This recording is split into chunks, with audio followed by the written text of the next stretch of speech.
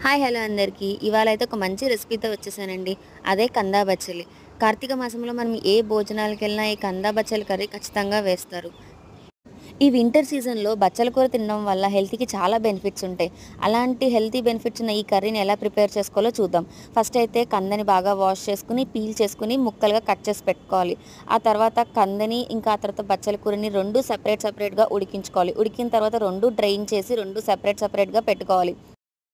ఆ తర్వాత ఆయిల్ వేసి ఆయిల్‌లో పోపు పెట్టుకొని, పోపు కొంచెం ఫ్రై అయిన తర్వాత అందులోనే చిల్లీ యాడ్ చేసుకోవాలి. చిల్లీ కూడా ఫ్రై అయిన తర్వాత మనం బచ్చల కూర ఏసుకొని ఒక్కసారి నూనెలో అలా ఫ్రై అవ్వనివ్వాలి. అలా అయిన తర్వాత కందను కూడా యాడ్ చేసేసుకోవాలి.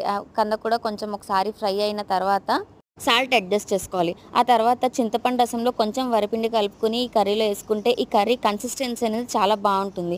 ఆ తర్వాత ఈ కర్రీకి లాస్ట్‌లో మనం ఆవ పెట్టుకోవాలి. ఆవ పెట్టుకుంటే ఆ టేస్టే వేరు.